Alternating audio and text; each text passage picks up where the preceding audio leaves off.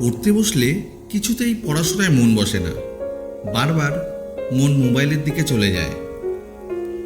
মনে হয় ফেসবুকে পাঠানো পোস্টে কতগুলি লাইক, হোয়াটসঅ্যাপে বন্ধুদের পাঠানো মেসেজ কিংবা ইউটিউবে আরেকটি ভিডিও দেখে নিই। মোটিভেশনের হাজারো ভিডিও দেখে মন 5 মিনিট পড়ার প্রতি টিকে থাকে না। পড়তে বসলেই সারাদিনের নানান চিন্তা মনের মধ্যে বাসা বাঁধে, বন্ধুবান্ধবীদের কথা মনে পড়ে। পড়তে বসলেই কোন বন্ধু কি বলল, কোন বান্ধবী আজকে আমাকে দেখে হাসলো, এই সকল সমস্যা মাথার মধ্যে ঘোরে। আর এই সকল সমস্যা থেকে বেরিয়ে পড়ায় কিভাবে মনোযোগী হবে তা জানতে তুমি একটি সঠিক ভিডিও ক্লিক করেছো। দেখো বন্ধু, 14 থেকে 25 বছর বয়স জীবনের এমন একটা গুরুত্বপূর্ণ সময়, যেখানে হয় জীবন গড়ে উঠবে, না হলে সারা জীবন হতাশাজনক হয়ে যাবে। আজকে তুমি নিজেকে নিজে প্রশ্ন করো, আগামীতে তুমি কি হতে চাও? তোমার জীবনের লক্ষ্য কি? কতদিন ধরে মা বাবার আশ্রয়ে তুমি বেঁচে থাকবে? আর কতদিন? একটা সময় তো নিজের পায়ে নিজে দাঁড়াতেই হবে। বন্ধু, একটা কথা মনে রাখবে, রাজা হওয়ার জন্যে কিন্তু ভিখারির মতো পরিশ্রম করতে হবে। সূর্যের মতো উজ্জ্বল হতে হলে সূর্যের মতো জ্বলতে জানতে হবে। তোমরা বারবার এটাই মনে মনে ভাবো যে কালকে থেকে পড়ব, কিংবা সোমবার পড়ব, কিংবা 1 তারিখ থেকে পড়া শুরু করব। এইভাবে কাল করতে করতে এমন একটা দিন আসবে যে কালকে তোমার মৃত্যু দিন আসবে, আর সেই দিনটি তুমি নিজেও জানতে পারবে না। সেই দিন কিন্তু তোমার আর হাতে সময় থাকবে না। আর সেই সকল ব্যক্তিদের কথাই মনে করো যারা তোমার দিকে তাকিয়ে অনেক আশা বুকে বেঁধে নিয়ে বসে আছে।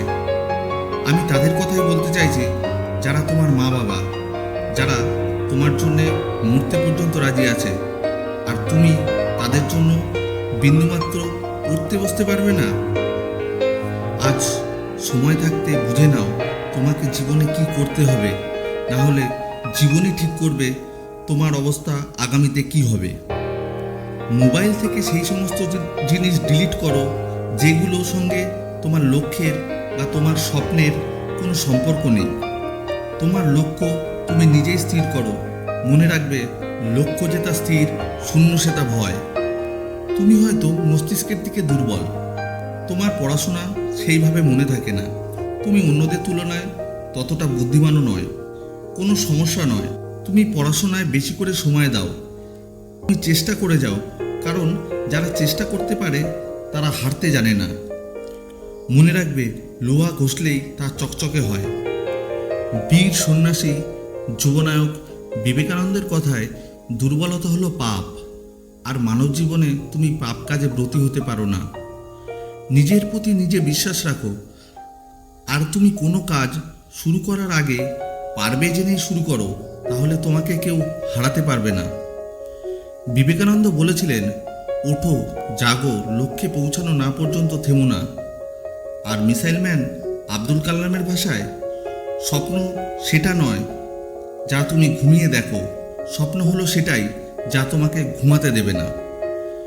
এমন কিছু মোটিভেশন নিজে খুঁজে বের করো যেটা তোমাকে বারবার পড়তে বসতে বাধ্য করে, জীবনের বড় স্বপ্ন ও লক্ষ্যগুলোকে ছুঁতে সাহায্য করে।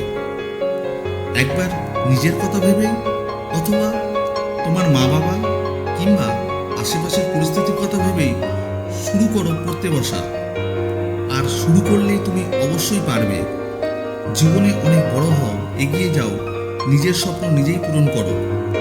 আর আমার বিশ্বাস, তুমি সকল ভিডিও ছেড়ে যখন এই ভিডিওটি এতক্ষণ পর্যন্ত দেখেছো, তখন নিশ্চয়ই তোমার মধ্যে কিছু বিশেষ গুণ আছে যেটা তোমাকে তোমার জীবনের সফলতায় পৌঁছে দেবে। সত্যি হোক বা মিথ্যে হোক, যদি এই কথাগুলিকে তুমি সত্যি মনে করে তোমার হৃদয়ে স্থান দিতে পেরেছো, তাহলে তুমি অবশ্যই জীবনে সফল ব্যক্তিদের মধ্যে একজন হবে। আমি জানি না কে তুমি আমার ভিডিও দেখছো, তোমাকে বলবো, আর সময় নষ্ট না করে আজ থেকেই শুরু করো পড়তে বসা, আর জীবনে একজন সফল ব্যক্তি হয়ে দেখাও। মনে রাখবে, তোমার সফলতা তোমার হাতেই মুষ্টিবদ্ধ। যদি ভিডিওটি ভালো লাগে তাহলে বন্ধুদের মধ্যে অবশ্যই শেয়ার করো আর চ্যানেলটিকে সাবস্ক্রাইব করে রেখো। পরের ভিডিও পর্যন্ত সকলে ভালো থেকো, সুস্থ থেকো। ধন্যবাদ।